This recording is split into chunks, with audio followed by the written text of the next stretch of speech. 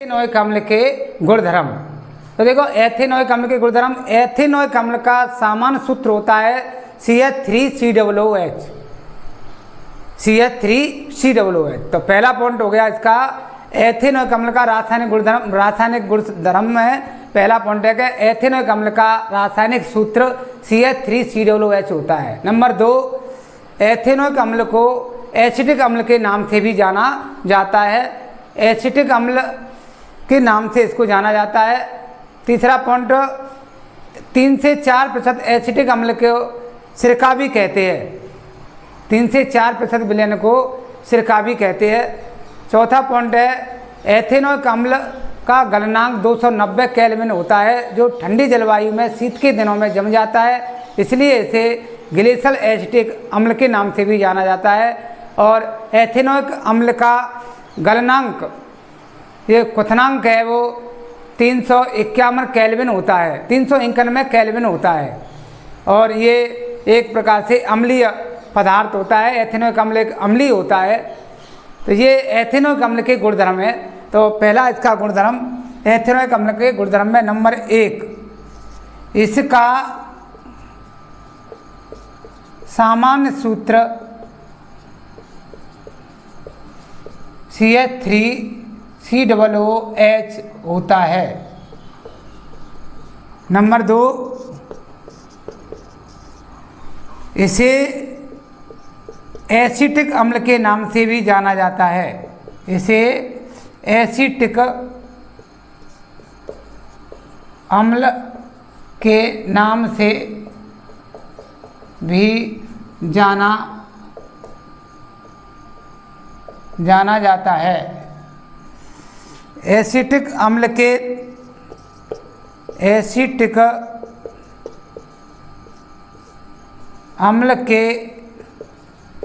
3 से 4% विलयन को सिरका कहा जाता है, सिरका कहा जाता है, जिसका उपयोग अचार में परिरक्षक के रूप में, अचार में परिरक्षक के रूप में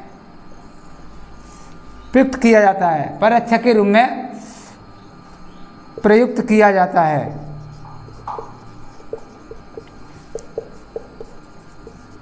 नंबर 4, शुद्ध एथेनोइक अम्ल का गलनांक, शुद्ध एथेनोइक अम्ल का गलनांक 290 केल्विन होता है, जो ठंडी जलवायु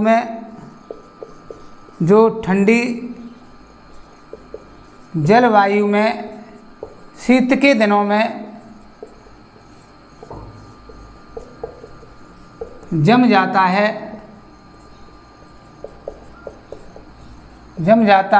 इसलिए इसे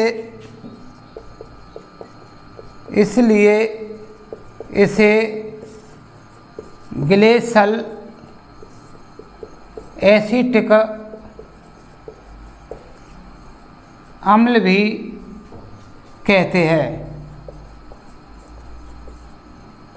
इसलिए इसे ग्लेशियल एसिटिक अम्ल भी कहते थे। ये एथेनोइक अम्ल के गुणधर्म है कि एथेनोइक अम्ल का सामान्य सूत्र होता है CH3COOH, और एसिटिक अम्ल को इसे एसिटिक अम्ल के नाम से भी जाना जाता है। एथेनोइक अम्ल को एसिटिक अम्ल के 3 से 4% विलयन को सिरका कहते हैं, जिसका उपयोग अचार में परिरक्षक रूप में किया जाता है।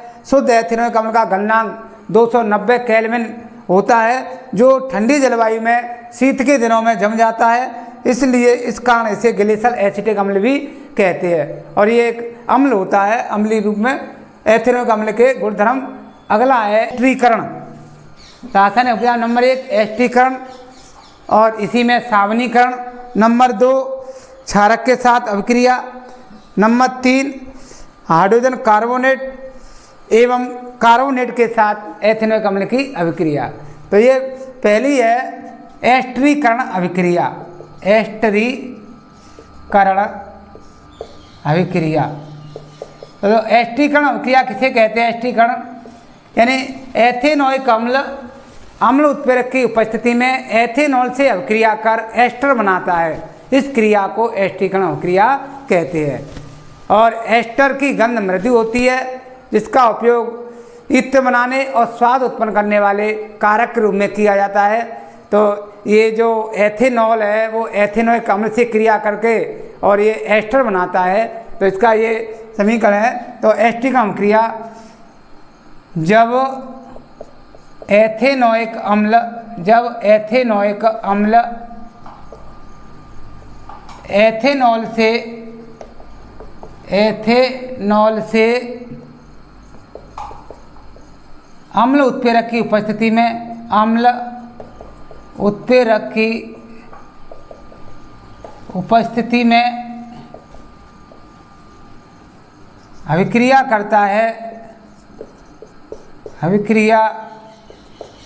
करता है तो एस्टर प्राप्त होता है।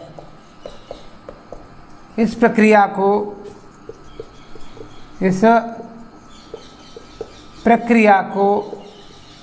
एस्टरीकरण अभिक्रिया कहते हैं। एस्टरीकरण अभिक्रिया कहते हैं।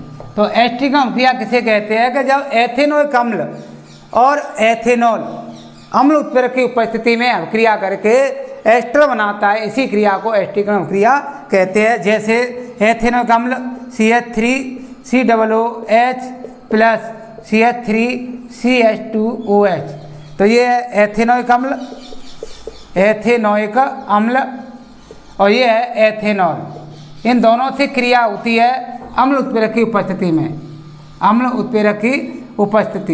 उत्प्रेरक तो ये अम्ल उत्प्रेरक की उपस्थिति में क्रिया करते हैं। तो यहाँ से इस H तो इसमें से कम करते हैं और OH इसमें से यानी H2O इसमें से जल निकाल देते हैं। H2O ये जल निकल जाता है। अब इसमें जो बचा है CH3COO C2H5 CH3COO C2H5 इसका नाम है एथिल एसीटेट या इसको कहते हैं एस्टर। इसी क्रिया को हम एस्टरीकरण अभिक्रिया कहते हैं।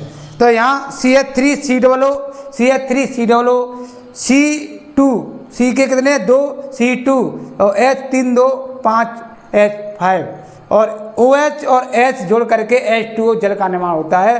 तो इसी क्रिया को हम एस्टरीकरण अभिक्रिया कहते हैं। एस्टर की गंध मृदु होती है। एस्टर की गंध मृदु होती है, जिसका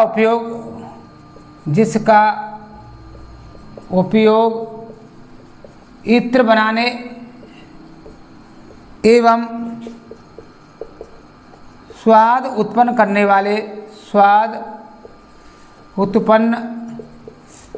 वाले कारक के रूप में किया जाता है। तो ये हो गया एस्टरीकरण अभिक्रिया में पहला एक समीकरण कि एथेनॉल है वो एथेनोइक अम्ल से क्रिया करता है और एथिल एसीटेट या एस्टर बनाता है, जल बनाता है। एस्टर की गंध है वो मृदु होती है, मीठी होती है। इसका उपयोग इत्र बनाने और स्वाद उत्पन्न करने वाले कारक के रूप में किया जाता है। इसी में आती है सावनीकरण।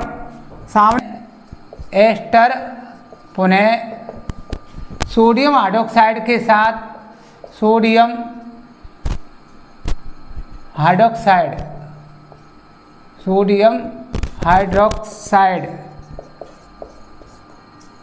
के साथ अभिक्रिया कर साबुन बनाता है। इस प्रक्रिया को सावनीकरण कहते हैं। इस प्रक्रिया को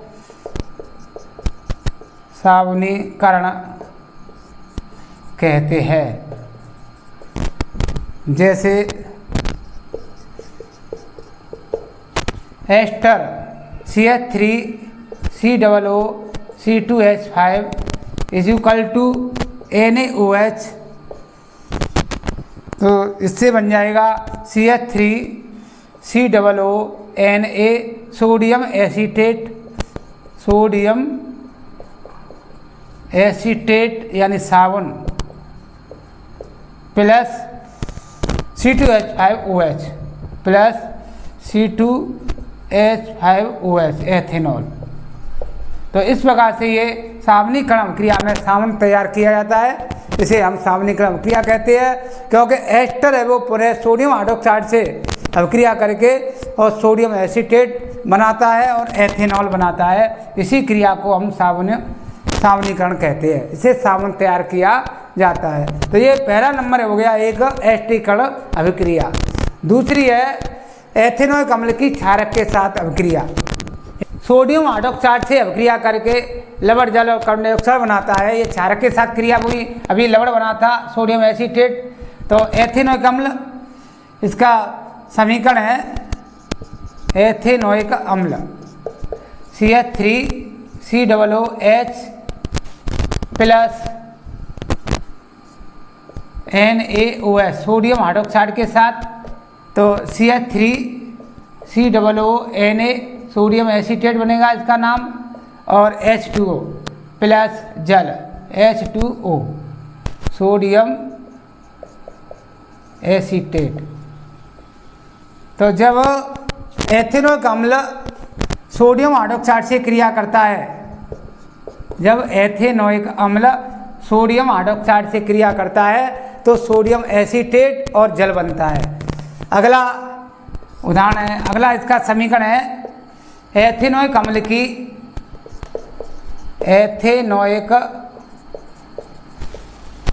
की सोडियम कार्बोनेट के साथ अभिक्रिया। सोडियम कार्बोनेट के साथ अभिक्रिया। तो एथेनोइक अम्ल सोडियम कार्बोनेट से अभिक्रिया करके लवण जल और कार्बन डाइऑक्साइड बनाता है।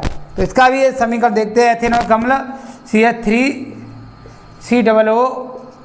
CH3COOH plus sodium carbonate Na2CO3, इसका नाम है sodium carbonate is equal to. तो इससे CH3COONA यानी सोडियम एसीटेट बनता है, यहाँ भी दो लगाते हैं, और जल बनता है और कार्बन डाइऑक्साइड। तो ये इससे क्रिया करते हैं, तो इससे लवण जल और कार्बन डाइऑक्साइड, ये सोडियम एसीटेट है जिसको लवण कहते हैं, सोडियम का लवण। और अगला समीकरण है इसका लास्ट, एथेनोइक अम्ल की सोडियम हाइड्रोजन कार्बोनेट के साथ अभिक्रिया। एथेनोइक अम्ल की सोडियम हाइड्रोजन कार्बोनेट के साथ अभिक्रिया। कार्बोनेट के साथ अभिक्रिया। तो देखो एथेनोइक अम्ल सोडियम हाइड्रोजन कार्बोनेट से अभिक्रिया करके वही बनाता है लवण जल और कार्बन डाइऑक्साइड। तो इसका समीकरण देखते हैं। समीकरण एथेनोइक अम्ल CH3COOH plus sodium hydrogen carbonate sodium Na hydrogen H carbonate CO3 is equal to.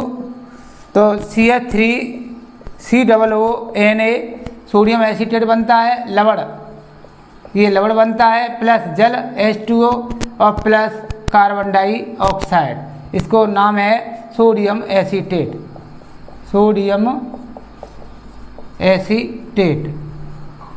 तो इस प्रकार से ये एथेनोइक अम्ल की रासायनिक अभिक्रिया है। तो एथेनॉल और एथेनोइक अम्ल ये आपका पूरा हो गया।